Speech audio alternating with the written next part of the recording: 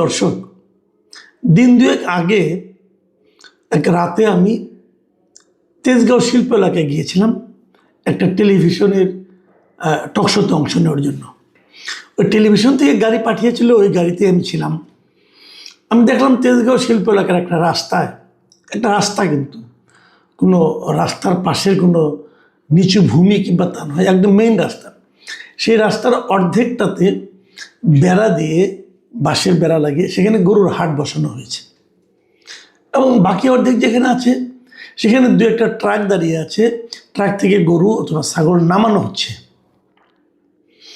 ফল যেটা হলো, ওখানে একটা বিকট যানজট, এবং আমি ওখানে বেশ লম্বা সময় আমাকে অপেক্ষা করতে হয়েছিল রাস্তাটা ক্লিয়ার হওয়ার, মানে ওই ট্রাকগুলি সরে যাওয়ার পরে আমরা ওখান থেকে বেরোতে পেরেছি। আমি আসলে বুঝতে পারছিলাম না যে একটা রাস্তা, যেটা নাকি রাস্তা হিসেবে ব্যবহৃত হচ্ছে, যেখান থেকে গাড়ি চলাচল করে, বিভিন্ন ধরনের গাড়ি, সে রাস্তাকে বন্ধ করে আপনি গরুর হাট করবেন কেন? হ্যাঁ, একটা মৌসুম কোরবানি ঈদের সময় গরুর হাট করতে হয়, করবেন, তো ওই জায়গাটাতে কেন? আমি পরে খোঁজ নেওয়ার চেষ্টা করলাম, দেখলাম যে ওখানে আসলে কোনো সিটি কর্পোরেশন কোনো হাট অনুমোদন দেয়নি। সিটি কর্পোরেশন যে গরুর হাটগুলো অনুমোদন দিয়েছিল, মানে ইজারা দিয়েছিল, সেগুলির মধ্যে ওটা নাই। তাহলে কেন ওখানে হচ্ছে? খবর নিয়ে জেনেছি যে সরকারি দলের যুবদল, ছাত্রদল, স্বেচ্ছাসেবক দল, এদেরই কিছু লোকজন গায়ের জোরে এরকম একটা রাস্তার উপর ওখানে তারা গরুর হাট বসিয়েছে। অনেকে না জেনে এসেছে, ওইখান থেকে যাওয়ার সময় কোনো গাড়ি পেলে তারা সেটাকে গাড়িটাকে আটকিয়ে এনে ওখানে বিক্রি করতে তারা বাধ্য করছে।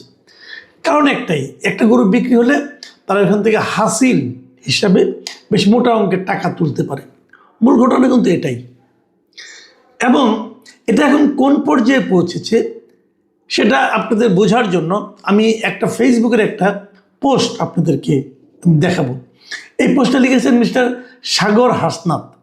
আমি ভদ্রলোককে চিনি না, আমার এটা পড়ার পর মনে হলো এমনও তো হতে পারে এই ভদ্রলোক হয়তো বিএনপির কোনো বদনাম করতে চায়, অথবা অন্তর্বর্তীকালীন সরকারের কোনো বদনাম করতে চায়, অথবা তার কোনো একটা দলের প্রতি এক ধরনের আগ্রহ আনুকূল্য আছে, হতে পারে কিন্তু, অথবা সে হয়তো আদৌ কোনো ব্যবসায়ী না। এটা চিন্তা করে আমি ওনার পেজে গেলাম, এবং ওনার পেজে যে আমি যেগুলো দেখলাম মনে হলো না, উনি আসলেই খুবই ডেডিকেটেড একজন ব্যবসায়ী। উনি গরুর ওনার একটা খামার আছে, এবং আরও অনেক কিছু আছে, ব্যবসা আছে, রেস্টুরেন্ট আছে। এবং সেখানে এক জায়গায় দেখলাম যে ওনার এক বন্ধু মিস্টার জাকির হোসেন, তিনি লিখেছেন যে এই হাসনাত সাগর কীভাবে জাহাঙ্গীরনগর বিশ্ববিদ্যালয় থেকে মাস্টার্স ডিগ্রি করে সরকারি ভালো চাকরিও করতেন, চাকরি ছেড়ে দিয়ে উনি নানা রকম ব্যবসা করে এখন উনি বিফওয়ালা নামে একটা রেস্টুরেন্ট গড়ে তুলেছেন, নিজস্ব জায়গায় গরুর খামার করেছেন, অ্যাটসেট্রা অ্যাটসেট্রা। তার মানে উনি বেশ একদম এলেবেলে কোনো লোক নন। এই সাগর হাসনাত উনি কি লিখেছেন আমি আপনাকে দেখে কয়েক লাইন, অনেক বড় পোস্ট, আমি কয়েকটা লাইন পড়ে শোনাচ্ছি। উনি লিখেছেন, গরুর ব্যবসায় নামার আমার 6 বছর, হাসিনার আমলে 4টা ঈদ, ইউনূসের আমলে 1টা, এবং বিএনপির আমলে 1টা ঈদ পার করলাম। 3 সরকারের মধ্যে যদি কম্পেয়ার করতে বলা হয়, তবে দুঃখের সাথে বলবো হাসিনার আমলের চেয়ে গত 2 বছরের অভিজ্ঞতা আমাদের খারাপ। এখানে একটা জিনিস উনি যেটা বললেন সেটা হলো, হাসিনার আমলে উনি যেভাবে ব্যবসা করেছেন তার চেয়ে খারাপভাবে ব্যবসা করেছেন অন্তর্বর্তীকালীন সরকারের আমলে এবং বর্তমান সরকারের আমলে। সে সঙ্গে তিনি এখানে আরও একটা কথা বলেছেন, সেটা হলো কি বলেছেন, যে উনি এই কথাটা বলেছেন যে আমি দুঃখের সাথে বলবো। তার মানে এই যে উনি বলার চেষ্টা করেছেন যে আগের এই 2 আমলের চেয়ে আগের আমলটা ভালো ছিল, এটাকে উনি দুঃখের সঙ্গে বলছেন। মানে এটা উনি বলতে চান না, বলার ইচ্ছা নাই, তবু ওনাকে বলতে হচ্ছে। এবং তারপর উনি বিএনপি আমলে যে এই যে চাঁদাবাজিটা হচ্ছে গরুর খামার নিয়ে, উনি ঘটনাগুলি বর্ণনা করেছেন, এবং বর্ণনা করার আগে আমি ওনাকে বিএনপি আমলের এই কর্মকাণ্ডগুলি কীভাবে বর্ণনা করেছেন। উনি বলেছেন যে মানুষ যখন মশারির মধ্যে থাকে তখন কিন্তু মশারির ভেতরে 2-1টা মানে মশা থাকে, এই মশাগুলো রক্ত খেয়ে একদম টইটুম্বুর হয়ে যায়। কিন্তু মশারির বাইরে যে মশাগুলি থাকে সেই মশাগুলি কিন্তু রক্ত খাওয়ার সুযোগ পায় না, এবং না পাওয়ার ফলে সকালে যখন মানে মানুষ বের হয় মশারি থেকে, তখন এই বাইরের যে রক্ত না খেতে পারা মশাগুলো খুব ছোক ছোক ছোক ছোক করতে থাকে, কারণ তাদের পেট ভর্তি ক্ষুধা।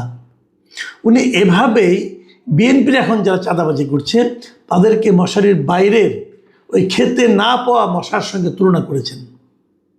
ভাবুন একটা। এবং উনি তারপর নিজের কাহিনী বলেছেন যে বসিলাতে ওনার গরুর খামার, এবং সেই খামারে কি হয় উনি বলেছেন যে আগে যেটা হতো মানে হাসিনা আমলে, যে খামারে যারা গরু বিক্রি করে, খামার থেকে কিন্তু আজকাল অনেকে গরু কিনে হাটে না যেয়ে, সেগুলো কোনো হাসিল দিতে হতো না। তো লোকজন যে খামার থেকে নিয়ে আসতো, আসলে হাসিল বিষয়টা কি এটা একটু বলা দরকার। হাসিলটা হলো যে আপনি যখন একটা বড় একটা জায়গা, মনে করেন সিটি কর্পোরেশনের মধ্যে সব জায়গাতে এইগুলি যখন যেখানে হাট হয় এগুলি মালিক তো সিটি কর্পোরেশন, তো এই জায়গাটা এই গরুর হাট উপলক্ষে সিটি কর্পোরেশন ভাড়া দেয়, এবং অনেকে ভাড়া ডেকে নেয়। ডেকে নেওয়ার শর্তটা হলো ওটাই যে ওনারা ভাড়া নিয়ে ওখানে যত গরু বিক্রি হবে তার থেকে একটা নির্দিষ্ট পার্সেন্টেজ ওনারা চাঁদা হিসেবে নেবেন, মানে হিসাবে এই যে গরুটা বিক্রি করলো, 2 দিন এখানে থাকলো ভাড়া, এগুলি এটাকে বলা হচ্ছে হাসিল। এবং এর সঙ্গে এটা আরও একটা কারণ আছে যে এই গরুটা যে আসলে একজন থেকে আরেকজন কিনেছি, এটা তো একটা ডকুমেন্ট থাকা লাগে। যদি কেউ বলে আমার গরু আপনি চুরি করে নিয়ে আসছেন, এই জন্য এই ডকুমেন্টটাও তারা কিন্তু যারা বিক্রি করেন তারা এই হাসিলটা দেন। গরু কিন্তু একজন বিক্রি করে আরেকজন কেনে, কিন্তু ওই যে হাটটা ওখানে যে সাজিয়েছে তার মাধ্যমে কিনে, মানে তার কাছে রেজিস্ট্রেশনটা করতে হয় যে অমুক বিক্রেতা অমুক ক্রেতা, এবং যিনি ক্রেতা উনি একটা পরিমাণ অর্থ ওই ইজারাদারকে দেন, এটাই হাসিল। তো যখন আপনি গরুটা কোনো খামার থেকে কিনবেন, তো খামারে তো এখানে তো আর কোনো ইজারা নেওয়ার কোনো প্রশ্ন ওঠে না, খামার থেকে আপনার বাড়ি আসবে, এর জন্য কোনো হাসিল নেওয়া হতো না। এটা আওয়ামী লীগ আমলের গভর্নমেন্ট তারা বলে দিয়েছিল। কিন্তু গতবার মানে অন্তর্বর্তীকালীন সরকারের আমলে তখন এই ধরনের লোকজন, এই যে মশারির বাইরে থাকা যারা মশা ছিল, 15 বছরে তো আওয়ামী লীগ খেয়ে ঢোল হয়ে গেছে, এখন এরা তো মশারির বাইরে ছিল, তাই না, এদেরও তো খেতে হবে। তখন এরা ওই খামার থেকে যখন গরুটা যার যার বাড়িতে আসতো আর রাস্তায় তারা আটকে বলতো হাসিল দিতে হবে। এই যখন কাজ শুরু হলো তখন কিন্তু ওনারা খামারের লোকজন ওই রকম গরু নিয়ে আসার সময় সেখানে সাইনবোর্ড টানাতো যেটা ইয়ের থেকে নেওয়া হয়েছে, খামার থেকে নেওয়া হয়েছে, অমুক তমুক, এই ধরনের সরকারের প্রজ্ঞাপনও কিন্তু আছে যে এটা হাসিল নিতে হবে না। কিন্তু তারপরেও কিন্তু অন্তর্বর্তীকালীন সরকার আমলে তারা জোর করে হাসিল আদায় করেছে, একটা অরাজকতা। যখন বিএনপি সরকার এখন আসলো, এখন তারা আশা করেছিল যে এই ধরনের ঘটনা পুনরাবৃত্তি হবে না, খামার থেকে নিতে পারবে। কিন্তু এবার অবস্থা আরও খারাপ, এবারের অবস্থা আরও খারাপ। এবং এই ভদ্রলোক উনি নিজের একটা অভিজ্ঞতা বর্ণনা করেছেন যে পঞ্চগড় থেকে ওনার কয়েকজন কসাই আসতেছিল, সেই কসাইরা কয়েকটা ছাগল নিয়ে আসছিল, সেই ছাগলকে কীভাবে জোর করে একটা খামারে ঢুকিয়ে দেওয়া হয়েছে। এবং এগুলিও কিন্তু হয়, ধরেন আপনার গরু ব্যবসায়ীরা, পাইকারি ব্যবসায়ীরা, ব্যাপারীরা গরু নিয়ে আসতেছে কোনো জায়গার থেকে, একটা জায়গা থেকে আসতেছে, ওখানে একটা হাট আছে, তারাও তো ওই হাটে নিতে যাচ্ছে না, তারা হয়তো অন্য একটা হাটে নিতে চায়, কিন্তু ওই হাটের পাশ দিয়ে যাওয়ার সময় তারা জোর করে গরুগুলোকে সেই হাটে ঢুকিয়ে দেয়। এরকম নৌকা নিয়েও হয়, যখন নৌকাতে গরু আনে সেগুলো তারা একই ব্যবস্থা করে। এই যে প্রক্রিয়াগুলো, এই প্রক্রিয়াগুলো হলো বেআইনি এবং জবরদস্তিমূলক। এখন এই একটা বিষয় নিয়ে আমি এত কথা বললাম কেন সেটা একটু বলি। এত কথা বললাম এই কারণে যে আইন কীভাবে চলছে, বিএনপি সরকার দায়িত্বে এসেছে, এগুলো কিন্তু দেখার দায়িত্ব বেসিক্যালি স্বরাষ্ট্র মন্ত্রণালয়ের। স্বরাষ্ট্র মন্ত্রণালয় যদি এখানে একটা খুবই সিরিয়াসলি একটা ভূমিকা নিত তাহলে এই সমস্ত অরাজকতা হতে পারতো না। স্বরাষ্ট্র মন্ত্রণালয় এই সমস্ত ব্যবস্থা নিচ্ছে না, অরাজকতা হতে দিচ্ছে, তাহলে আইন শৃঙ্খলাটা থাকে কোথায়? দেখুন, কেবল একটা শিশু নির্যাতিত হলো, একটা ধর্ষণ হলো, এটাই কিন্তু আইন শৃঙ্খলার প্যারামিটার নয়। আইন শৃঙ্খলার প্যারামিটার আরও অনেক গভীরে।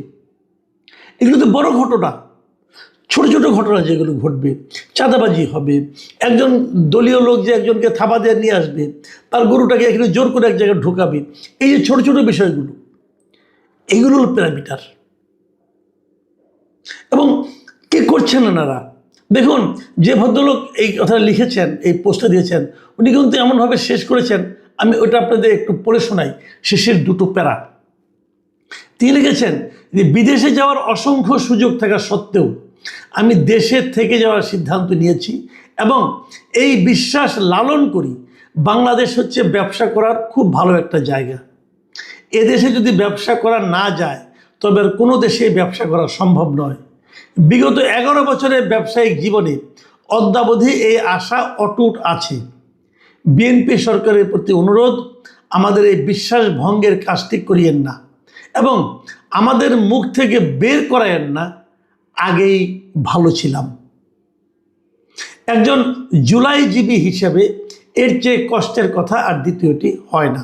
মানে উনি নিজেকে জুলাই যোদ্ধা বলতে চেয়েছেন, জুলাইজীবী শব্দটা আসলে ঠিক না, যাই হোক উনি হয়তো স্লিপ অফ পেন লিখে ফেলেছেন। তো উনি বলছেন উনি জুলাইয়ের সঙ্গে, জুলাইয়ের যে আন্দোলনটা ছিল হয়তো সেই আন্দোলনের সঙ্গে উনি ছিলেন, কিন্তু উনি বলতেছেন যে অবস্থা যেমন চলছে হয়তো ওনাকেও বলতে হতে পারে যে আগে ভালো ছিলাম। এবং উনি বলছেন যে এই কাজটা যেন আমাদের মুখ থেকে যেন বের না হয় এই জন্য সরকারকে উনি সচেতন করতে চেয়েছেন। প্রিয় দর্শক, এই জায়গাটাতে কথা সরকারকে কেয়ারফুল হতে হবে। সবসময় আমি আগেও বহুবার বলেছি, আপনি কিভাবে দেশ চালাচ্ছেন এটা কিন্তু তুলনা হবে, মানুষ প্রতিনিয়ত তুলনা করবে। যেমন চাল কিনতে যাবে মানুষ বলবে আগের আমলতে এত করে চাল কিনেছিলাম। মানুষ যখন তেল কিনতে যাবে তখনও বলবে আগের আমলতে এত করে তেল কিনেছিলাম। মানুষ যখন গরুর হাটে যাবে তখনও সে তুলনা করবে যে আগের বার এত করে গরু কিনেছিলাম।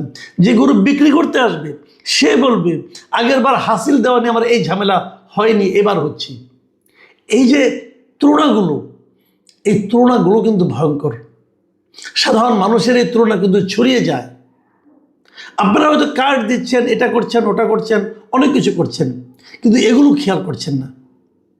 এগুলো খেয়াল না করলে ধীরে ধীরে ধীরে ধীরে টেরই পাবেন না যে কখন আপনাদের বিরুদ্ধে মানুষের ক্ষোভ পুঞ্জীভূত হয়ে একটা বিকট আকার ধারণ করেছে। প্রিয় দর্শক, এখন এ পর্যন্তই। আল্লাহ হাফেজ।